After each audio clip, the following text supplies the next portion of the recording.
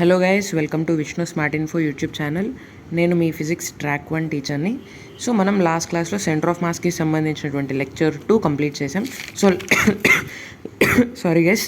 So last క్లాస్లో మనము centre of mass of combination of బాడీస్కి సంబంధించి చూసాము, దానికి సంబంధించిన ప్రాబ్లమ్స్ చేసాము. అలాగే centre of mass of non uniform rod గురించి కూడా మనం లాస్ట్ క్లాస్లో డిస్కస్ చేసాము, ఇంటిగ్రేషన్స్ చేసాము. 1 కాదు 2 కాదు, చాలా ఎక్కువ 3 ప్రాబ్లమ్లు వచ్చేసి ఒకటి మీకు హోంవర్క్ కూడా ఇచ్చాను.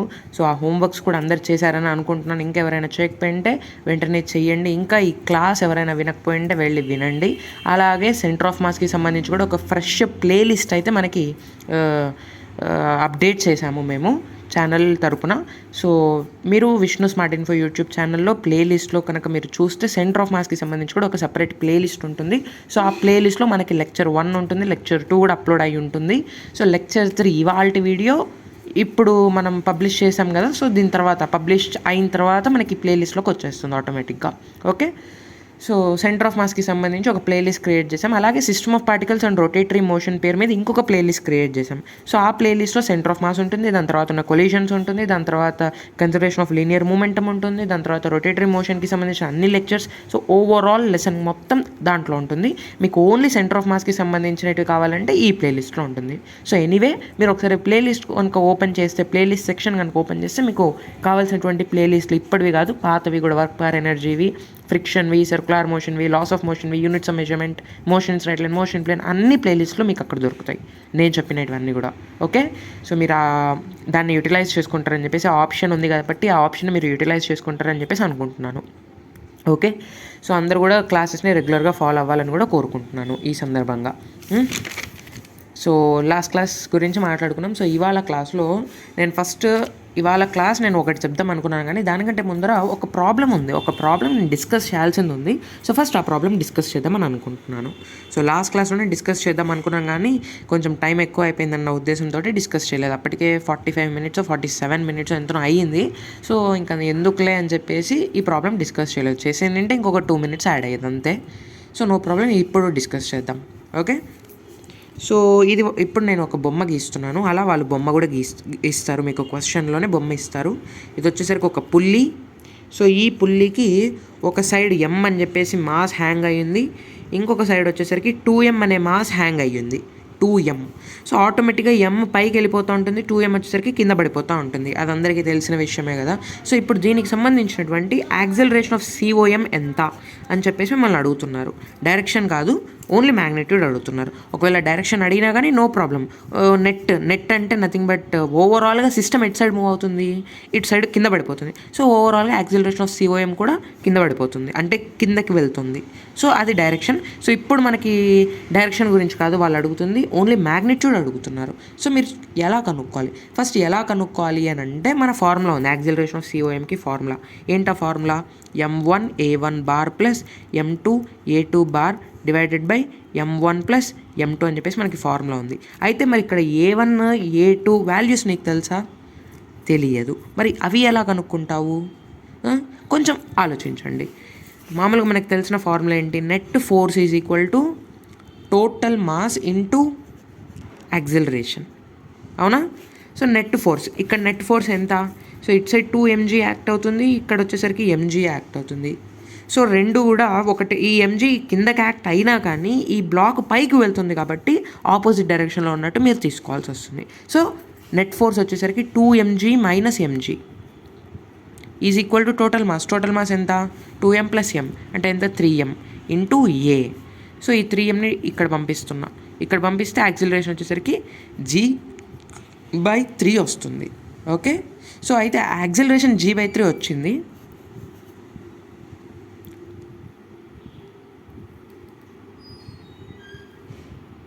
సారీ గైస్, కట్ అయిపోయినట్టుంది మధ్యలో, I'm extremely sorry. Acceleration g/3 వచ్చింది, కరెక్టే. సో ఈ యాక్సిలరేషన్ ఇక్కడేమో పైకి తీసుకొని వెళ్తుంది. ఈ g/3 అనే యాక్సిలరేషన్ ఈ M బ్లాక్ని పైకి తీసుకొని వెళ్తుంది కాబట్టి ప్లస్ g/3. ఇక్కడ ఈ బ్లాక్ని కిందకి తీసుకొని వెళ్తుంది కాబట్టి ఇక్కడ మైనస్ g/3. లేదా ఇక్కడ g/3 ఇక్కడ g/3 అని అనుకోండి ప్రస్తుతానికి. కానీ మీరు కోఆర్డినేట్ యాక్సిస్ గీస్తారు కదా, గీసినప్పుడు కిందకి ఏముంటుంది? -y యాక్సిస్ ఉంటుంది. సో ఇక్కడ మీరు మైనస్ పెట్టుకోవాల్సి వస్తుంది. ఎప్పుడు ఈ ఫార్ములాలో రాసేటప్పుడు మైనస్ పెట్టుకోవాలి. ఇన్ జనరల్గా మీరు ఇక్కడ బొమ్మలో గీసేటప్పుడు ఏం అవసరం లేదు. ఓకే, ఇప్పుడు మీరు సబ్స్టిట్యూట్ చేయండి. m1 వచ్చేసరికి m ఇంటూ a1 వచ్చేసరికి g/3. అయితే ప్లస్ y యాక్సిస్ కాబట్టి ఇక్కడ ప్లస్సే పెడుతున్నాను. సో నెక్స్ట్ ఇక్కడ ప్లస్ ఉంది, ప్లస్ m2 ఎంత 2m into a2 bar. So a2 bar అంటే ఏంటి, దీనికి సంబంధించినట్టు యాక్సిలరేషన్ వచ్చేసరికి g/3a. కానీ డైరెక్షన్ ఎటుంది, కిందకు ఉంది, -y డైరెక్షన్లో ఉంది కాబట్టి మీరు ఇక్కడ మైనస్ పెట్టాలి. ఓకే, ఎందుకు డైరెక్షన్ కూడా కన్సిడర్ చేస్తున్నారంటే ఇక్కడ a2 బార్ ఉంది, ఉత్త a2 లేదు. లేదా ఉత్త a2 బార్ ఉండి ఇక్కడ మ్యాగ్నిట్యూడ్గా ఉంటే మీరు మైనస్ పెట్టాల్సిన అవసరం లేదు. కానీ మన ఫార్ములాలో అలా లేదు. మన ఫార్ములాలో డైరెక్షన్ కూడా తీసుకోవాలి. కానీ వాళ్ళు అడుగుతుంది మ్యాగ్నిట్యూడే. సో వాళ్ళు అడుగుతుందంతా మనకు సంబంధం లేదు. So divided by m1 + m2 అంటే 3m. So m cancel. So మీరు దీన్ని సాల్వ్ చేస్తే ఏమొస్తుంది, g/3 - 2g/3 whole divided by 3 వస్తుంది. అంటే యాక్సిలరేషన్ ఆఫ్ COM వచ్చేసరికి -g/9 వస్తుంది. సో అయితే వాళ్ళు మిమ్మల్ని అడుగుతుంది ఓన్లీ మ్యాగ్నిట్యూడ్ కాబట్టి, so acceleration of COM under magnitude వచ్చేసరికి g/9 m/s² వస్తుంది మీకు ఆన్సర్. డైరెక్షన్ కూడా వాళ్ళు అడిగితే ఇన్ -j యాక్సిస్, లేకపోతే -y యాక్సిస్, లేకపోతే ఇక్కడనే -j క్యాప్ అని పెట్టి చెప్పేయాలి మీరు. వాళ్ళు డైరెక్షన్ కూడా అడిగితే ఒకవేళ క్వశ్చన్లో. ఓకే, సో జాగ్రత్తగా మీరు ఇట్లాంటి ప్రాబ్లమ్స్ని చేయాలి. సో ఇది ఒక మోడల్ నేను లాస్ట్ క్లాస్లో చెప్దామని అనుకొని మిస్ చేసినటువంటి మోడల్. అంటే డ్యూ టు టైం లేకనే నేను మిస్ చేయాల్సి వచ్చింది. ఓకే, సో ఇప్పుడు నేను అది కూడా నేను చెప్పేశాను కాబట్టి ఇంకా నో ప్రాబ్లం. మనకి ఇంకా అటువంటి ప్రాబ్లమ్స్ ఏమన్నా వచ్చినా కానీ మనం చేసేయచ్చు. సో ఇప్పుడు మనం నెక్స్ట్ కాన్సెప్ట్ స్టార్ట్ చేద్దాం ఇప్పుడు.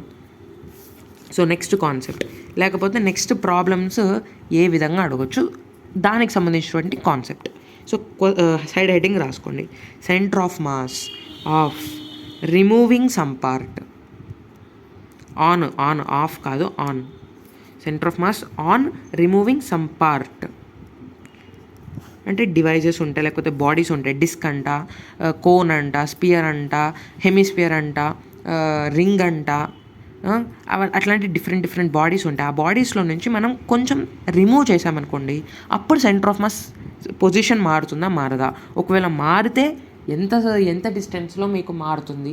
సో ఇవన్నీ కూడా తెలుసుకోవాలి అంటే ఈ టాపిక్ మనం చదవాలి. చాలా ఇంపార్టెంట్ టాపిక్. ఈ టాపిక్ నుంచి ఖచ్చితంగా మోస్ట్లీ సెంటర్ ఆఫ్ మాస్ నుంచి బిట్ వస్తే ఈ కాన్సెప్ట్ నుంచి వస్తుంది మనకి బిట్. సో జాగ్రత్తగా వినండి. సో ఫస్ట్ నేను ఇప్పుడు మీకు చెప్పాను, ఒక డిస్క్ ఉంది. ఫర్ ఎగ్జాంపుల్ ఈ డిస్క్లో నుంచి కొంచెం పార్ట్ని నేను రిమూవ్ చేస్తే సెంటర్ ఆఫ్ మాస్ ఏమన్నా మారుతుందా మారదా అనే దాని గురించి కదా ఈ టాపిక్. అయితే ఈ రిమూవింగ్ సిమ్మెట్రికల్గా చేయొచ్చు, అన్సిమ్మెట్రికల్గా చేయొచ్చు. ఒకవేళ సిమ్మెట్రికల్గా చేస్తే సెంటర్ ఆఫ్ మాస్ అనేది మారదు. ఓకే, ఫర్ ఎగ్జాంపుల్గా ఇదే డిస్క్ తీసుకుందాం. ఈ డిస్క్లో నుంచి నేను సిమ్మెట్రికల్గా అంటే మధ్యలో ఒక సర్కిల్ తీసేసాను, అంటే ఇంత పార్ట్ నేను తీసేసాను, రిమూవ్ చేసేసాను. ఒక కట్టర్ తోటి ఇక్కడంతా ఇట్లా కట్ చేసేసాను. ఇక్కడంతా కట్ చేసేసి ఇక్కడ ఒక హోల్ పడుతుంది. హోల్ పడితే మీకు ఎలా వచ్చేస్తుంది డిస్క్, ఇలా వస్తుంది డిస్క్. సో సిమ్మెట్రికల్గా కట్ చేసాం కాబట్టి ఇనీషియల్గా సెంటర్లోనే ఉంటుంది. నువ్వు కట్ చేసిన తర్వాత కూడా సెంటర్ ఆఫ్ మాస్ పొజిషన్ మారదు సిమ్మెట్రికల్గా నువ్వు కట్ చేసినప్పుడు. అదే డిస్క్లో నేను అన్సిమ్మెట్రికల్గా కూడా కట్ చేయొచ్చు. అంటే అన్సిమ్మెట్రికల్గా అంటే ఎలాగా, ఇలా ఉంది కదా డిస్క్, నేను ఈ ఎడ్జ్లో కట్ చేశాను. సెంటర్ నుంచి పలానా డిస్టెన్స్ పెట్టుకొని ఆ డిస్టెన్స్ దగ్గర నేను కట్ చేశాను. అది అన్సిమెట్రికల్ కండిషన్. సో అప్పుడు మీకు ఎలా ఫామ్ అవుతుంది, ఇలా ఫామ్ అవుతుంది. మీకు కట్ చేసిన తర్వాత సిచ్యువేషన్ వచ్చేసరికి ఇలా ఉంటుంది మీకు, ఇంతేనా. సో ఇప్పుడు సెంటర్ ఆఫ్ మాస్ ఖచ్చితంగా మారుతుంది. ఎందుకు మారుతుంది, ఈ మామూలుగా సెంటర్లో ఎందుకుంది, చుట్టూరుగా అంతా కూడా ఈక్వల్గా మీకు మాస్ అనేది ఉంటే అప్పుడు సెంటర్ ఆఫ్ మాస్ సెంటర్లో ఉంటుంది. కానీ ఇప్పుడు మీరు గమనిస్తే ఇటు సైడ్ రైట్ సైడ్ అసలు మీకు ఎటువంటి మాస్ లేదు కాబట్టి సెంటర్లో సెంటర్ ఆఫ్ మాస్ ఉండదు, కొంచెం లెఫ్ట్కి వచ్చేస్తుంది. ఇంకా జనరల్గా చెప్పాలంటే ఇది హాఫ్ మూన్ కాదు, ఒక క్రిసెంట్ మూన్ అని చెప్పేసి అంటారు చూడండి, ఆ క్రిసెంట్ మూన్ షేప్లో ఉంది ఈ డిస్క్ అనేది. సో ఈ క్రిసెంట్ మూన్కి సంబంధించిన సెంటర్లో ఈ క్రిసెంట్ మూన్కి సంబంధించిన సెంటర్ ఆఫ్ మాస్ ఉంటుంది ఇప్పుడు. ఓకే, సో క్లారిటీ వచ్చింది కదా. So unsymmetrical condition. అయితే సెంటర్ నుంచి ఎంత వెనక్కి వెళ్ళింది అని చెప్పేసి మిమ్మల్ని క్వశ్చన్స్లో అడుగుతారు. సో అది మీరు ఎలా చేయాలనేది ఇప్పుడు నేర్చుకుందాం.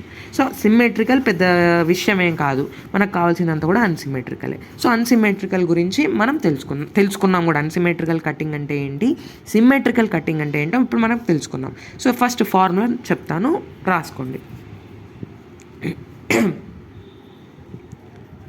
ఎక్స్ డాష్ సిఓఎం అంటే shift in COM, shift in centre of mass position నేను ఇక్కడ ఎక్స్ డాష్ సిఓఎంగా డినోట్ చేస్తున్నా. Is equal to m1x1 minus m2x2 divided by m1 minus m2. Okay, అయితే ఇందులో m2x2 అని అంటే రిమూవ్ చేసినటువంటి పార్ట్కి సంబంధించినటువంటి మాస్, దానికి సంబంధించినటువంటి x2. m1x1 అంటే ఒరిజినల్ లేకపోతే ఇనీషియల్గా ఉన్నటువంటి డిస్క్ కానీ, ఇనీషియల్గా ఉన్నటువంటి రింగ్ కానీ, లేకపోతే ఇంకొక బాడీ కానీ. సో ఇనీషియల్కి సంబంధించినటువంటి పారామీటర్స్ m1x1, ఫైనల్కి సంబంధించినటువంటి పారామీటర్స్ వచ్చేసరికి m2x2. సో ఫస్ట్ మనం ఒక క్వశ్చన్ చేద్దాం. సో క్వశ్చన్స్ చేస్తేనే మనకి క్లారిటీ అనేది వస్తుంది కాన్సెప్ట్ పైన. ఓకే, సో క్వశ్చన్ రాసుకోండి. From a disc of mass m, radius r అంటే స్మాలర్ రాసుకోండి, mass m, radius r, another disc of diameter r is removed. Find the shift in centre of mass. ఇది ఒక NCERT question, చాలా చాలా చాలా చాలా important NCERT questions ఇది. Okay, so ఇప్పుడు మీరు ఒకసారి మళ్ళీ క్వశ్చన్ చదవండి, నేను ఆ లోపల బొమ్మ గీస్తాను. ఓకే, అందరూ క్వశ్చన్ చదివారని అనుకుంటున్నాను, క్వశ్చన్ కూడా అందరికి అర్థమైందని అనుకుంటున్నాను. సో ఇనీషియల్గా ఇలా ఉందండి డిస్క్. ఈ డిస్క్కి సంబంధించిన రేడియస్ వచ్చేసరికి r అంట ఇనీషియల్గా. అయితే దీంట్లో నుంచి ఇంకొక డిస్క్ రిమూవ్ చేశారంట, ఆ డిస్క్కి సంబంధించినటువంటి డయామీటర్ r అంట. అంటే ఇలా కట్ చేశారనమాట మనకి డిస్క్. అర్థమవుతుందా మీకు? సో ఈ విధంగా కట్ చేశారు మనకి డిస్క్. అప్పుడే కదా రిమూవ్డ్ డిస్క్కి సంబంధించినటువంటి డయామీటర్ r వ్యాలిడ్ అవుతుంది. రిమూవ్ చేయనటువంటి డిస్క్కి సంబంధించినటువంటి రేడియస్ r అని చెప్పేసి వాళ్ళు ఇండైరెక్ట్గా చెప్పారు. కాబట్టి మీరు ఇది ఇట్లా గీసుకోగలగాలి. ఫస్ట్ స్టెప్ మీరు నేర్చుకోవాల్సింది వచ్చేసరికి ఇది. ఓకే, సో ఇనీషియల్గా ఇంత రిమూవ్ చేసాం కాబట్టి ఫైనల్గా లెఫ్ట్ ఓవర్ షేప్ వచ్చేసరికి మనకి ఇదనమాట మనకి ఫైనల్గా మిగిలిపోయేటువంటి డిస్క్. సో ఇనీషియల్గా సెంటర్ ఆఫ్ మాస్ ఎక్కడ ఉంటుంది? ఇక్కడ ఉంటుంది. సో ఇనీషియల్ సెంటర్ ఆఫ్ మాస్ని నేను ఆరిజిన్ దగ్గర ప్లేస్ చేస్తా, అంటే 0,0గా అని అనుకుంటా. సో ఈవెన్ ఇనీషియల్ మాస్ని నేను క్యాపిటల్ Mగా అనుకుంటా. Okay, centre of mass of the removed part ఎక్కడ ఉంటుంది? Centre of mass of the removed part అంటే ఏది? ఈ చిన్న డిస్క్. ఈ చిన్న డిస్క్కి సంబంధించినటువంటి సెంటర్ ఆఫ్ మాస్ ఎక్కడ ఉంటుంది? ఈ చిన్న డిస్క్కి సంబంధించినటువంటి సెంటర్లో ఉంటుంది. అంటే ఇది వచ్చేసరికి 0,0 పాయింట్ అయితే ఈ పాయింట్కి సంబంధించిన కోఆర్డినేట్ ఎంత ఉంటుంది? r/2, 0 ఉంటుంది. అంతేనా కాదా? కొంచెం ఆలోచించండి. ఇలా పెట్టుకోండి మీరు కోఆర్డినేట్ యాక్సిస్ గీసుకోండి దీనిపైనే. ఇది వచ్చేసరికి 0,0, ఏది ఇనీషియల్గా ఉన్నటువంటి సెంటర్ ఆఫ్ మాస్ 0,0. రిమూవ్డ్ పార్ట్కి సంబంధించినటువంటి సెంటర్ ఆఫ్ మాస్ వచ్చేసరికి దాని యొక్క సెంటర్లో ఉంటుంది. దాని యొక్క సెంటర్ యొక్క కోఆర్డినేట్స్ ఎంత? r/2, 0. r/2 అని నీకెవరు చెప్పారు? రిమూవ్డ్ పార్ట్ యొక్క డయామీటర్ r అని వాళ్ళు ఇచ్చారంటే రిమూవ్డ్ పార్ట్ యొక్క రేడియస్ ఎంత ఉంటుంది? r/2 ఉంటుంది. అంటే రేడియస్ అంటే ఏంటి? దాని యొక్క సెంటర్ నుంచి ఈ 0,0ని జాయిన్ చేసేదే కదా రేడియస్. సో ఆ విధంగా నేను చెప్పొచ్చు. ఈ పాయింట్కి సంబంధించిన కోఆర్డినేట్ వచ్చేసరికి r/2, 0 అని చెప్పేసి నేను చెప్పొచ్చు. సో ఇది వచ్చేసరికి centre of mass of removed part. Okay, so ఇప్పుడు మనం మన ఫార్ములా రాద్దాం. షిఫ్ట్ కనుక్కోమని చెప్పారు కాబట్టి షిఫ్ట్కి సంబంధించిన formula x'(COM) is equal to m1x1 minus m2x2 divided by m1 minus m2. So m1 వచ్చేసరికి m అని చెప్పేసి మనం ఇందాక అనుకున్నాం కదా. సో m అని పెట్టండి, ఇక్కడ రాస్తున్నాను. సో ఇదంతా బొమ్మ. దీని తర్వాత స్టెప్ వచ్చేసరికి ఇక్కడ ఉంది. ఓకే, ఈక్వల్ టు m1 అంటే ఎంత? m ఇంటూ x1 అంటే distance of the initial centre of mass with the origin ఎంత? ఇనిషియల్ సెంటర్ ఆఫ్ మాస్ ఆరిజినే, నువ్వు ఇప్పుడు పెట్టింది కూడా ఆరిజిన్, కాబట్టి డిస్టెన్స్ ఎంత ఉంటుంది 0 మైనస్ m2 అంటే mass of the removed part. So దీనికి సంబంధించినటువంటి మాస్ సో మనకు తెలీదు, m2 పెట్టండి. x2 అంటే distance of the centre of mass of the removed part from the origin. ఎంత ఉంది డిస్టెన్స్? r/2 ఉంది. సో r/2 రాయండి మీరు ఇక్కడ, డివైడెడ్ బై m1 అంటే మాస్ m మైనస్ m2 అంటే మీకు తెలియదు. సో ఫస్ట్ మీరు ఈ m2 కనుక్కోవాలి. m2 కనుక్కోవాలి అని అంటే మీరు కొంచెం జాగ్రత్తగా గమనించండి. సో ఇది 2D ఆబ్జెక్ట్, డిస్క్ అనేది వచ్చేసరికి 2D ఆబ్జెక్ట్. సో ఈ రిమూవ్డ్ పార్ట్ కానీ ఇనిషియల్గా ఉండేటువంటి పార్ట్ కానీ మొత్తం కూడా ఒకటే టైప్ ఆఫ్ మెటీరియల్తో మేడ్ అయ్యింది అని అంటే దీనికి సంబంధించినటువంటి surface area density, surface areal mass density same అనమాట. అంటే సిగ్మాలు సేమ్. ఎవరెవరి సిగ్మాలు? Sigma of the disc, sigma of the removed disc రెండు సేమ్ అనమాట. Okay, so sigma equal to m/a అని మనకు తెలుసు కదా. సో m equal to sigma A కదా. సిగ్మా కాన్స్టెంట్ అని ఇప్పుడు నేను మీకు చెప్పాను కదంటే సిగ్మా ఏమంటారు దాన్ని చేంజ్ అవ్వదని చెప్పేసి నేను మీకు చెప్పాను కాబట్టి mass is directly proportional to area. Okay, mass of the removed part లేకపోతే మాస్ ఆఫ్ ద ఇనీషియల్ వచ్చేసరికి ఎంత? m. సో ఆ m వచ్చేసరికి ఇనీషియల్గా ఉండేటువంటి ఏరియాతో డైరెక్ట్లీ ప్రపోర్షనల్. అంటే ఎంత? Pi into r². So mass of the removed part వచ్చేసరికి m2. ఇది వచ్చేసరికి directly proportional to the area of the removed part. Area of the removed part ఎంత చెప్పండి? Pi into r/2 whole square. అంటే ఎంత? r²/4. So first మీరు రాసుకోవడం తెలుసుకోండి. ఓకే, సో ఇప్పుడు దీన్ని నేను ఫస్ట్ ఈక్వేషన్ అనుకుంటా, దీన్ని నేను సెకండ్ ఈక్వేషన్ అనుకుంటా. సో 1/2 నేను చేస్తున్నా. 1/2 చేస్తే m/m2 is equal to πr² divided by πr²/4. So πr² cancel అయిపోయి m/m2 వచ్చేసరికి నాకు 4 వస్తుంది. అంటే m2 వాల్యూ ఎంత? m/4. అంటే mass of the removed part యొక్క రిమూవ్ చేసినటువంటి డిస్క్ యొక్క మాస్ ఇప్పుడు మనకు అందరికీ తెలిసింది. ఎంతది? m/4. సో ఈ m/4 నేను ఇక్కడ సబ్స్టిట్యూట్ చేస్తే నాకు ఎంత వస్తుంది? Minus m/4 into r/2 divided by m minus m/4. m minus m/4 అంటే ఎంత? 3m/4. సో ఇక్కడ m/4 క్యాన్సిల్ అయిపోయి నాకు ఫైనల్గా ఆన్సర్ వచ్చేసరికి -r/6 వస్తుంది. ఇక్కడ -r/6 అంటే ఈ మైనస్ అంటే ఏం లేదు, సెంటర్ ఆఫ్ మాస్ వచ్చేసరికి ఇట్లా లెఫ్ట్ సైడ్కి మూవ్ అవుతుంది కదా. సో లెఫ్ట్ సైడ్ అంటే ఎవరు? -x యాక్సిస్ కదా. సో అందుకని ఇక్కడ మనకి మైనస్ వచ్చింది. సో ఈ మైనస్ మనకేం అవసరం లేదు. సో ఊరికే షిఫ్ట్ r/6 అని చెప్పేసి చెప్పాలి. అయితే వాళ్ళ ఆప్షన్స్ని బట్టి మీరు వెళ్ళాలి. వాళ్ళ ఆప్షన్స్లో r/6 left side, r/6 right side అలా వేస్తే మీరు ఖచ్చితంగా r/6 లెఫ్ట్ సైడే పెట్టాలి. Okay, -r/6 plus r/6 in ఇస్తే మీరు -r/6 పెట్టాలి. లేదు వాళ్ళు r/6 in y direction, r/6 in z direction, r/6 in +x direction, r/6 in -x direction అంటే మీరు r/6 ఇన్ -x డైరెక్షన్ అని చెప్పి పెట్టాలి. లేకపోతే -r/6 i అని పెట్టాలి. సో అదంతా కూడా మీరు ఆప్షన్స్ని బట్టి మీరు మాడ్యులేట్ అవుతూ ఉండాలి. ఆప్షన్స్ని బట్టి మీరు వెళ్ళాలి ముందుకి. ఓకే, సో ఈ విధంగా మనం ప్రాబ్లమ్స్ చేయాలి. Centre of mass on removing some పార్ట్కి సంబంధించినటువంటి కాన్సెప్ట్లో మీరు ఈ ఫార్ములా యూస్ చేస్తూ ఈ విధంగా మీరు ప్రాబ్లమ్ని సాల్వ్ చేస్తే మీకు ఎటువంటి ప్రాబ్లమ్స్ అయినా ఈజీగా వచ్చేస్తాయి. సో ఇప్పుడు ఇంకొక క్వశ్చన్ చూద్దాం. నేనే చెప్తాను ఇది కూడా. దీని తర్వాత మాత్రం ఒక పెద్ద క్వశ్చన్ అంటే కొంచెం క్యాలిక్యులేషన్ కొంచెం కష్టపడి చేయాలి. సో ఆ ప్రాబ్లం నేను మీకు హోంవర్క్గా ఇస్తాను. ఫస్ట్ ఈ క్వశ్చన్ నేను చెప్తాను. ఓకే, ఇందాక మనం చేసింది ఏంటి? డిస్క్.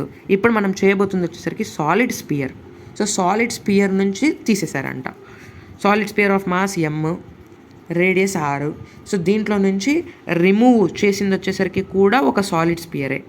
మనం దీంట్లో నుంచి ఒక పార్ట్ని రిమూవ్ చేసాం, ఆ పార్ట్ కూడా సాలిడ్ స్పియర్ని రిమూవ్ చేసాం. సో సాలిడ్ స్పియర్ అయితే దాని యొక్క మాస్ నేను చెప్పను, అయితే దాని యొక్క డయామీటర్ చెప్తా. దాని యొక్క డయామీటర్ r అనే చెప్తా.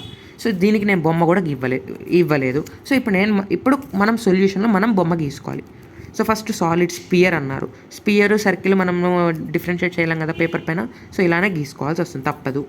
సో ఇలా కోఆర్డినేట్ యాక్సిస్ గీసుకోండి. దీనికి సంబంధించినటువంటి ఇనీషియల్ COM ఎక్కడ ఉంటుంది? ఆరిజిన్ దగ్గర ఉంటుంది, 0,0. సో ఇప్పుడు దీనికి సంబంధించిన రేడియస్ వచ్చేసరికి r. దీంట్లో నుంచి ఎటువంటి సాలిడ్ స్పియర్ని రిమూవ్ చేశాము? That solid spear should have the diameter r. So diameter r ఉన్నటువంటి సాలిడ్ స్పియర్ని దీంట్లో నుంచి మనం రిమూవ్ చేసాము. సో అప్పుడు సెంటర్ ఆఫ్ మాస్ ఎలా ఉంటుందో వాళ్ళు అడుగుతున్నారు, ఎంత షిఫ్ట్ అవుతుందో వాళ్ళు అడుగుతున్నారు. ఓకే, సో వాళ్ళు డయామీటర్ r అన్నారు అని అంటే దీనికి సంబంధించినటువంటి రేడియస్ ఎంత? r/2. ఓకే. అయితే ఇది సాలిడ్ స్పియర్లు కాబట్టి ఇది 3D ఇమేజ్ లేకపోతే 3D ఆబ్జెక్ట్. 3D ఆబ్జెక్ట్లో మనం తీసుకోవాల్సినటువంటి డెన్సిటీ ఏంటి? Cubical mass density. అసలు డెన్సిటీలు ఎందుకు తీసుకుంటున్నావురా అని అంటే రెండు కూడా సేమ్ మెటీరియల్స్ కాబట్టి మనకు ఉన్నటువంటి క్లూ ఏంటి అని అంటే డెన్సిటీలే. లేదా కొంచెంసేపు పక్కన పెట్టండి, 3Dనా 2Dనా అది కూడా కొంచెంసేపు పక్కన పెట్టండి. మనకు కావాల్సింది ఏంటి? షిఫ్ట్. సో షిఫ్ట్కి ఫార్ములా ఏంటి? షిఫ్ట్ ఇన్ COMకి ఫార్ములా ఏంటి? m1x1 minus m2x2 divided by m1 minus m2. So m1 solid spear యొక్క మాస్ ఎంత? m. x1 అంటే ఎంత? 0 మైనస్ m2 మనకు తెలియదు. x2 ఎంత? r/2 divided by m minus m2. So m2 మీరు ఎలా కనుక్కుంటారు నాకు చెప్పండి? మీకు చెప్పలేరు, సో నేను చెప్తున్నాను. m2 ఎలా కనుక్కుంటావు అని అంటే through cubical mass density. Cubical mass density అని నువ్వు ఎలా చెప్తున్నావు అంటే ఇది 3D బ్లాక్స్, 3Dకి సంబంధించిన బాడీస్ స్పియర్ అనేది. సో ఇది 3D కాబట్టి ఈ స్పియర్ కానీ మనం రిమూవ్ చేసినటువంటి పార్ట్ కానీ రెండు కూడా సేమ్ మెటీరియల్ తోటి తయారు చేయబడ్డాయి కాబట్టి డెన్సిటీలు సేమ్. ఏ డెన్సిటీలు? క్యూబికల్ మాస్ డెన్సిటీలు సేమ్. క్యూబికల్ మాస్ డెన్సిటీ అంటే రోలు సేమ్. సో రోకి సంబంధించిన ఫార్ములా ఏంటి? Mass by volume. Okay. So ఇక్కడ నుంచి మాస్ రాస్తున్నా. So density of initial sphere is equal to density of removed sphere, ఇది అందరికి తెలుసు. సో డెన్సిటీ ఫార్ములా ఏంటి? Mass by volume. Volume of initial sphere mass initial is equal to mass of removed part divided by volume of removed part. Okay. మనకు కావాల్సింది ఏంటి? Mass of the removed part. So ఇది మనకు కావాలి. So ఇది ఒక్కటి ఇటు సైడ్ పెట్టేసి మిగతావన్నీ ఇటు సైడ్ పంపిస్తున్నాం. సో పంపిస్తే అప్పుడు మాస్ ఆఫ్ రిమూవ్డ్ పార్ట్ వచ్చేసరికి ఎంత వస్తుంది? మాస్ ఇనిషియల్ వచ్చేసరికి m into volume of the removed part divided by volume of the initial part. So volume formula ఏంటి? ఎవరికి? స్పియర్కి సంబంధించినటువంటి వాల్యూమ్ ఫార్ములా వచ్చేసరికి 4/3 πr3. నాకు గుర్తుండి 4/3 πr3. Okay.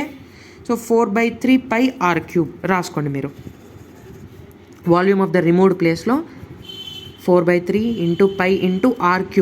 Radius of the రిమూవ్డ్కి సంబంధించినటువంటి రేడియస్ ఎంత? r/2 కాబట్టి r/2 into r/2 divided by volume of the initial ఎంత? 4/3 πr3. అయితే ఇక్కడ రేడియస్ వచ్చేసరికి r కాబట్టి డైరెక్ట్ r3 రాస్తున్నాం. సో ఇక్కడ r3 క్యాన్సల్, ఇక్కడ 4/3 ఇక్కడ 4/3 క్యాన్సల్. సో ఓవరాల్గా mass of the removed part వచ్చేసరికి నాకు ఎంత వస్తుంది? m/8 వస్తుంది. 2 2 4 4 2 8. సో m2 వాల్యూ వచ్చేసరికి ఎంత వచ్చింది? m/8 వచ్చింది. సో నేను m2ని ఇక్కడ సబ్స్టిట్యూట్ చేస్తే నేను కనుక్కుంటా. షిఫ్ట్ వచ్చేసరికి ఎంత వస్తుంది అని అంటే minus m/8 into r/2 divided by m minus m/8 వస్తుంది. సో దీన్ని కనుక మనం క్యాల్కులేట్ చేస్తే మనకు వచ్చేటువంటి ఆన్సర్ వచ్చేసరికి మైనస్ r/14 వస్తుంది. చెప్పానుగా మైనస్ ఎందుకు వచ్చిందంటే రైట్ సైడ్ పార్ట్ రిమూవ్ చేసేసాం కాబట్టి సెంటర్ ఆఫ్ మాస్ ఇక్కడ ఉండేది కాస్త లెఫ్ట్ సైడ్కి జరుగుతుంది కాబట్టి మైనస్ వచ్చింది. ఓకే. ఇందాక చెప్పానుగా -r/6, ఇక్కడ -r/6 ఎందుకు వచ్చిందో. సో ఈ రెండు ప్రాబ్లమ్స్ కూడా సేమ్ టు సేమ్ డిట్. అయితే ఇక్కడ మనం వాడింది సర్ఫేస్ ఏరియా మాస్ డెన్సిటీ, ఇక్కడ మనం వాడింది క్యూబికల్ మాస్ డెన్సిటీ. అది తేడా. నీకు ఎవరు చెప్పారు ఇక్కడ సర్ఫేస్ ఏరియా ఎందుకు వాడా, ఇక్కడ క్యూబికల్ ఎందుకు వాడా అంటే ఇది 3D అయినా, ఇది 3D నాయనా, ఇది వచ్చేసరికి 2D నాయనా. అందుకని మనం తేడాగా ఇక్కడ ఒకటి వాడాల్సి వచ్చింది. సో ఇలాగా మనం ప్రాబ్లమ్స్ చేయాలి. సో ఇప్పుడు ఒక హోంవర్క్ క్వశ్చన్. సో ఆ హోంవర్క్ క్వశ్చన్ డిక్టేట్ చేయడం కాదు, క్వశ్చన్ నేను గీస్తాను, మీరు రాసుకోండి. ఇక్కడ గీస్తాను. బుక్ అయిపోయింది, నేను నెక్స్ట్ క్లాస్లో వేరే బుక్ చూస్తాను. సో అప్పటి వరకు కొంచెం దీంట్లోనే ఎరికిచ్చాల్సి వస్తుంది, తప్పదు, ఐఎమ్ సారీ. సో ఇది హోంవర్క్ క్వశ్చన్ ఏంటంటే, సో ఇనీషియల్గా ఇలా ఒక డిస్క్ ఉంది. This is a disc, solid sphere కాదు. దానికి సంబంధించిన రేడియస్ వచ్చేసరికి r, దానికి సంబంధించిన మాస్ వచ్చేసరికి m. అయితే ఇప్పుడు డయామీటర్ r/3 ఉండేటువంటి డిస్క్ని రిమూవ్ చేశారు. డయామీటర్ r/3 ఉందంట అంటే ఈ ఇంతనే రిమూవ్ చేశారు. ఈ ఇంత అంటే ఈ డయామీటర్ వచ్చేసరికి r/3 అంట. దీన్ని రిమూవ్ చేశారు. దీని యొక్క మాస్ వాళ్ళు ఇవ్వలేదు. అప్పుడు సెంటర్ ఆఫ్ మాస్ ఎంత మూవ్ అవుతుందని చెప్పేసి క్వశ్చన్ అడుగుతున్నారు. సో మీకు ప్లస్లలో వస్తే ప్లస్లు కూడా పెట్టండి కామెంట్ సెక్షన్లో.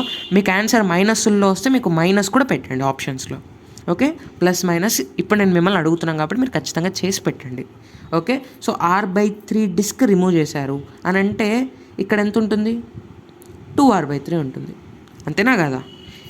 ఇక్కడ 2r/3, ఇంత లెంత్ వచ్చేసరికి 2r/3, ఇదంతా లెంత్ కలిపి r/3. సో రిమూవ్డ్ యొక్క డయామీటర్ r/3 అంటే రిమూవ్డ్ యొక్క రేడియస్ ఎంత, r/6. సో ఇంతకు మించి నేను మీకు చెప్పను ఎలా చేయాలనేది. మీరే ఒకసారి గమనించుకొని ఇదంతా చూసి మీరు ప్రాక్టీస్ చేసి ఈ ప్రాబ్లం చేయండి. కొంచెం క్యాలిక్యులేషన్స్ ఉంటాయి, అంటే కొంచెం లాంగ్ ఉంటుంది అంతే. ఇంకంతకుమించి మీరు కొత్తగా నేర్చుకొని చేయాల్సిందైతే ఏమీ కూడా ఉండదు. ఓకే, సో ట్రై చేయండి, ఈజీ ప్రాబ్లమే. ఓకే, నెక్స్ట్ క్వశ్చన్స్ ఏంటి అని అంటే కొంచెం ఫాస్ట్గా చెప్పేసేయచ్చు దీన్ని. అంటే కొంచెం ఈజీ కానీ చెప్పాలి, చెప్పకపోతే మీరు చేయలేరు. ఒకసారి చెప్తే ఇంకా అయిపోయి మర్చిపోవాల్సిన అవసరం, మర్చిపోయేంత సీన్ కూడా ఉండదు దీనికి. ఏంటి అని అంటే ఇప్పుడు ఒక స్క్వేర్ ఉంది, స్క్వేర్ ఫ్రేమ్. దీంట్లో ఇక్కడ ఒక మాస్ ఉంది, ఇక్కడ ఒక మాస్ ఉంది, ఇక్కడ ఒక మాస్ ఉంది, ఇక్కడ ఒక మాస్ ఉంది. 4 కూడా ఐడెంటికల్ బాల్స్, 4 బాల్స్, 4కి కూడా మాసులు ఎమ్ అని చెప్పేసి ఉన్నాయి. దానికి సంబంధించిన సెంటర్ ఆఫ్ మాస్ వచ్చేసరికి మధ్యలో ఉంది. ఇప్పుడు నేను ఏం చేశాను, ఇప్పుడు నేను 2 విధాలుగా దీన్ని మోడిఫై చేస్తున్నాను. ఫస్ట్ ఈ మాస్ని నేను రిమూవ్ చేసేస్తున్నా. అంటే రిమూవ్ చేస్తే నాకు ఎలా ఉంటుంది ఇప్పుడు సిచ్యువేషను. సో ఇక్కడ ఒక మాస్ ఉంది, ఇక్కడ ఒక మాస్ ఉంది, ఇక్కడ ఒక మాస్ ఉంది. సో ఇక్కడ ఇనీషియల్గా సెంటర్ ఆఫ్ మాస్ సెంటర్లో ఉంటే ఇప్పుడు సెంటర్ నుంచి ఇలా వెనక్కి వచ్చేస్తుంది. ఎందుకు వెనక్కి వస్తుంది, ముందరికి ఎందుకు వెళ్ళట్లేదు అని ఎవరైనా అడిగితే మీ నెత్తి మీద మీరు ఒక దెబ్బ కొట్టుకోండి. నేను చెప్పేది వినండి. ఇటు సైడ్ మాస్ ఏదైనా ఉంటుందా, అటు సైడ్ షిఫ్ట్ కానీ సెంటర్ ఆఫ్ మాస్ నేను స్టార్టింగ్ ఫస్ట్ లెక్చర్లోనే ఫస్ట్ స్టేట్మెంట్లోనే నేను చెప్పాను మీకు, సెంటర్ ఆఫ్ మాస్ అనేది ఎక్కువ మాస్ ఉన్న సైడ్ ఉంటుంది అని. సో ఇప్పుడు ఇటు సైడ్ ఏమైనా మాస్ ఉందా, సెంటర్ ఆఫ్ మాస్ అటు సైడ్ షిఫ్ట్ అవ్వడానికి ఏమీ లేదు, ఉన్నది కూడా పోయింది. సో ఇప్పుడు ఇటు సైడ్ ఎక్కువ మాస్ ఉంది. ఇప్పుడు ఇటు సైడ్ ఎందుకు కదలలేదు అని అంటే ఇటు సైడ్ ఎంఏ ఉంది, ఇటు సైడ్ ఎంఏ ఉంది కాబట్టి బ్యాలెన్స్ అయింది ఈ డైరెక్షన్లో. అదే ఈ డైరెక్షన్లో చూసుకున్నట్లయితే ఇటు సైడ్ ఏమీ లేదు, ఇటు సైడ్ ఎమ్ అనే మాస్ ఉంది కాబట్టి ఇట్లా వెనక్కి జరుగుతుంది సెంటర్ ఆఫ్ మాస్ అనేది. ఓకే, ఇప్పుడు షిఫ్ట్ ఎంత అని చెప్పేసి మిమ్మల్ని అడుగుతారు question. Shift of centre of mass ఎంత అని చెప్పేసి మిమ్మల్ని అడుగుతారు. సో డైరెక్ట్ ఆన్సర్ నేను చెప్పేస్తా, వెయిట్. అంతకంటే ముందర కేస్ టూ ఏంటంటే ఈ మాస్కి ఇంకొక మాస్ యాడ్ చేశా. అంటే ఇక్కడ ఎమ్ అనే మాస్ ఉంది ఇనీషియల్గా, ఇప్పుడు నేను ఇంకొక ఎమ్ని యాడ్ చేసి దీన్ని 2mగా చేస్తున్నా. ఇంకా మిగతావి యాజ్ యూజువల్ ఎమ్. ఇప్పుడు సెంటర్ ఆఫ్ మాస్ ఎటు వెళ్తుంది, పైకి వెళ్తుంది, షిఫ్ట్ అవుతుంది ఎటు సైడ్, పైకి షిఫ్ట్ అవుతుంది. ఎందుకు పైకి షిఫ్ట్ అవుతుంది, ఇటు సైడ్ ఎమ్ ఉంది, ఇటు సైడ్ 2m ఉంది, ఎక్కువ మాస్ ఇటు సైడ్ ఉంది కాబట్టి పైకి షిఫ్ట్ అవుతుంది. ఇటు సైడ్ ఎందుకు షిఫ్ట్ కాలేదంటే ఇటు సైడ్ ఎమ్ ఉంది, ఇటు సైడ్ ఎమ్ ఉంది, బ్యాలెన్సింగ్గా ఉంది కాబట్టి ఇటు సైడ్ ఈ డైరెక్షన్లో షిఫ్టే కాలేదు. సో దీనికి సంబంధించిన షిఫ్ట్ ఆన్సర్ ఎంత. సో ఏంటి అని అంటే మీరు ఫస్ట్ ఇటువంటి ప్రాబ్లమ్స్కి ఏం కనుక్కోవాలంటే ఇనీషియల్గా ఉండేటువంటి సెంటర్ ఆఫ్ మాస్ నుంచి ఈ మాసులు ఉన్న పాయింట్స్కి సంబంధించినటువంటి డిస్టెన్స్ ఎంతనో మీరు కనుక్కోండి. దీనికి సంబంధించిన మామూలుగా స్క్వేర్ ఆఫ్ ద సైడ్ ఏ అయితే ఈ డిస్టెన్స్ కానీ మనకి a/√2 ఉంటుంది. సో ఇది మీరు ఫస్ట్ మైండ్లో పెట్టుకోండి. ఫస్ట్ ఈ డిస్టెన్స్ మీరు ఎంతనో తెలుసుకోండి. తెలుసుకున్న తర్వాత మీరు చేయాల్సింది ఏంటి అని అంటే మాస్ ఇంటూ, ఇంకా డైరెక్ట్ షిఫ్ట్కి సంబంధించిన ఆన్సర్ మీరు రాసేసేయచ్చు. మాస్ ఇంటూ ఆ డిస్టెన్స్ ఎంత, a/√2 divided by total masses. ఇప్పుడు టోటల్ మాసెస్ ఎంత, 3 ఉన్నాయి కాబట్టి 3m. అంటే ఆన్సర్ ఎంత, a/3√2. సో ఇది ఆన్సర్ షిఫ్ట్. అంతే. ఎలా వచ్చింది, ఎందుకు వచ్చిందా అని మీకు అనవసరం. మీకు కావాల్సిన ఆన్సర్, ఈ ఆన్సర్ మీరు బబుల్ చేస్తే మీకు మార్క్స్ వస్తాయి, మీకు సీట్ వస్తుంది.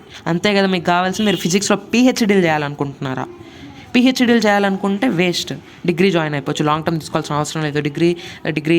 డిగ్రీలో ఫిజిక్స్కి సంబంధించిన కోర్స్ ఏదైనా తీసుకొని మీరు దాని తర్వాత ఎంఎస్సి, దాని తర్వాత పిహెచ్డీలు చేసి అలా డాక్టరేట్లు అవ్వచ్చు.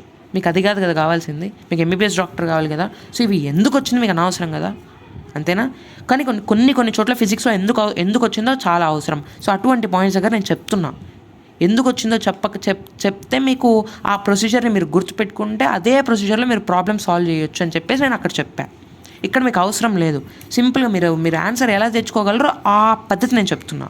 ఎందుకు వచ్చిందో అవన్నీ కనుక మీరు ఆలోచిస్తే ఉన్న మతి పోతుంది, ఉన్న నాలెడ్జ్ పోతుంది అని చెప్పేసి చెప్పట్లేదు. ఓకే, సో ఇప్పుడు మళ్ళీ ఈ క్వశ్చన్లో చూసుకున్నట్లయితే same mass into distance of this initial centre of mass with mass ఎంత a/√2 divided by total mass ఇప్పుడు ఎంత 2 + 1 + 1 + 1 5m.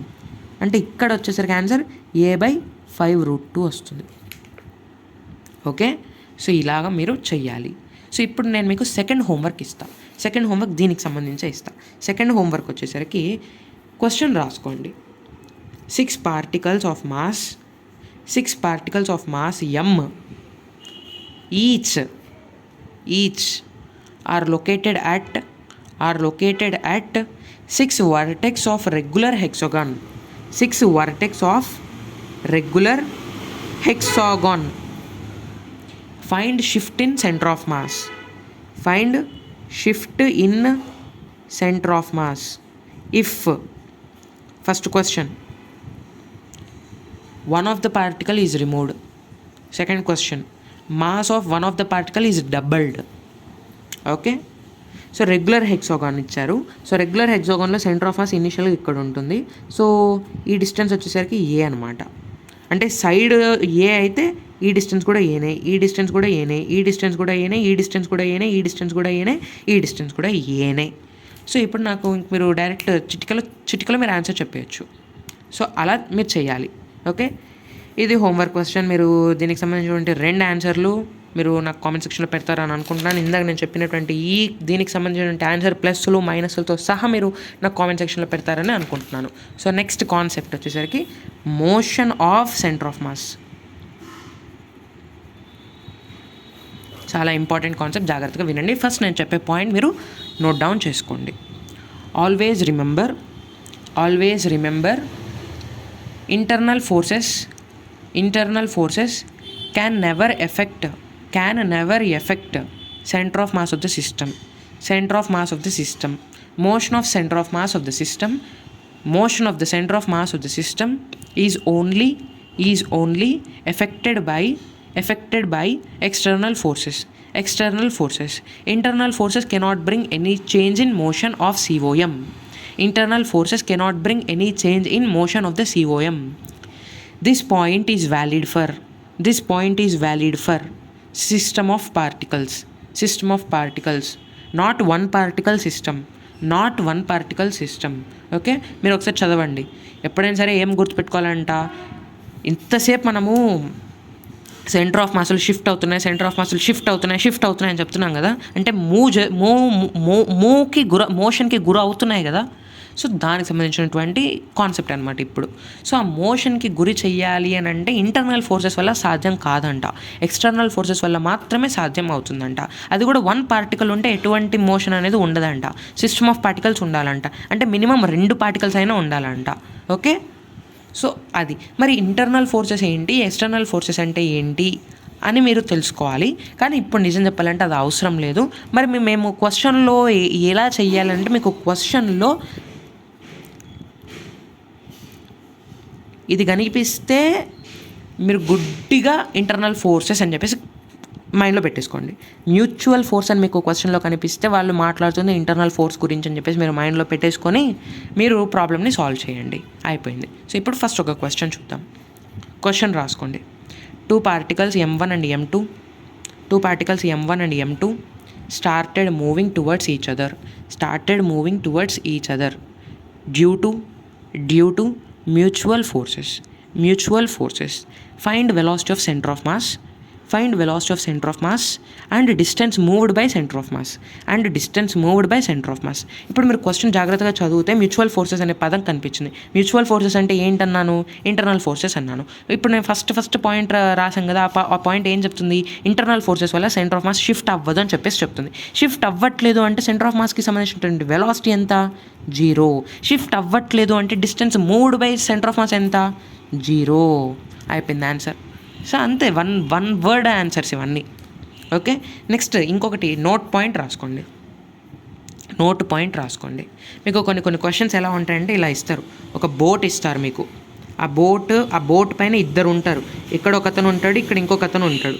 ఇతను ఇట్లా వస్తాడు, ఇతనేమో ఇట్లా నుంచి వస్తూ ఉంటాడు. అంటే 2 మూవ్ అవుతున్నారు, అంటే మ్యూచువల్ ఫోర్సెస్ అనేవి ఉన్నాయని అర్థం. ఓకే, సో వాళ్ళు మీకు క్వశ్చన్లో మ్యూచువల్ ఫోర్సెస్ అనేవి ఇవ్వరు, కానీ ఏమని ఇస్తారంటే బోట్ ఉంది, బోట్లో ఈ ఎడ్జ్లో నుంచి ఒకతను ఇట్లా మూవ్ అవుతున్నాడు, ఈ ఎడ్జ్లో నుంచి ఇంకొకతను ఇలా మూవ్ అవుతున్నాడు అని చెప్పేసి ఇస్తారు. సో అది చూసిన వెంటనే మీకు ఓహో వాళ్ళు ఇండైరెక్ట్గా ఇక్కడ మ్యూచువల్ ఫోర్సెస్ ఉన్నాయని చెప్పేసి చెప్తున్నారనే మీకు వెలగాలి. ఓకే, సో ఈ పాయింట్ అంతా కూడా మీరు ఇంగ్లీష్లో రాసేసుకోండి. ఓకేనా, నోట్ పాయింట్లో మీరు ఇదంతా కూడా ఇంగ్లీష్లో రాసేసుకోండి. ఓకే, సో నెక్స్ట్ ఇంకొక క్వశ్చన్ చూద్దాం. ఇంకొక question. In the given figure 2 kg move 3 meters towards 3 kg. Find how much distance 3 kg move towards 2 kg. 3 kg moves towards 2 kg to keep center of mass at same position. So వాళ్ళు బొమ్మ ఇచ్చారని చెప్పారు కాబట్టి నేను బొమ్మ గీస్తున్నాను. So ఇది వచ్చేసరికి 2 kg బాల్, ఇది వచ్చేసరికి 3 kg బాల్. సో ఈ 2 kg బాల్ కొంచెం ముందర మూవ్ అయిందంట. ఎంత ముందరికి మూవ్ అయిందంటే 3 meters ముందరికి మూవ్ అయిందంట. 3 meters ముందరికి మూవ్ అయ్యింది. అయితే ఈ 3 kg బాల్ కూడా కొంచెం ముందరికి మూవ్ అవుతుందంట. ఎందుకు మూవ్ అవుతుంది? సెంటర్ ఆఫ్ మాస్ అనేది కాన్స్టెంట్గా అదే పొజిషన్లో ఉండనివ్వడం కోసం ఈ 3 kg బ్లాక్ కూడా కొంచెం ముందర మూవ్ అవుతుంది. అయితే అది ఎంత మూవ్ అవుతుందని చెప్పేసి మనల్ని క్వశ్చన్ అడుగుతున్నారు. సో ఫస్ట్ వాళ్ళు క్వశ్చన్లో గుర్తు ఏమి ఇచ్చారంటే to keep COM at same position అని ఇచ్చారు కదా, అంటే షిఫ్ట్ ఎంత? 0 అనమాట. అవునా? అంటే m1x1 plus m2 x2 divided by m1 plus m2 ఎంత అవుతుంది? 0 అవుతుంది. సో m1 ఎంత? 2 kg. x1 ఎంత? 3 meters ప్లస్ m2 ఎంత? 3 kg. x2 ఎంత మీరు కనుక్కోవాలి. Divided by 5. ఆ 5ని రైట్ సైడ్ పంపిస్తే 0 అయిపోతుంది కాబట్టి నేను ఇంకేమి అదంతా రాయట్లేదు. సో 2 × 3 6. So 6 = -3 x2. కాబట్టి x2 వచ్చేసరికి ఎంత వచ్చింది? -2 meters వచ్చింది. అంటే లెఫ్ట్ సైడ్కి 2 meters 3 kg బ్లాక్ మూవ్ అవ్వాలి. అప్పుడు సెంటర్ ఆఫ్ మాస్ అనేది షిఫ్ట్ జరగదు. ఇక్కడ మైనస్ అంటే minus denotes the direction of the movement of 3 kg block. మీకు అంతా బాగానే అర్థమవుతుందని అనుకుంటున్నాను క్లారిటీగా. ఓకే, సో నెక్స్ట్ ఇంకొక క్వశ్చన్ చేద్దాం. చేసిన తర్వాత ఇంకొక నోట్ పాయింట్ చెప్పుకొని ఇంక ఇవాళ క్లాస్ని ఇక్కడితోటి స్టాప్ చేసేద్దాం. Okay, in the given figure question రాసుకోండి. In the given figure initial separation between two spheres is 9 r towards each other. If they started moving towards each other due to mutual forces, then find the distance moved by each sphere before collision. So అది question.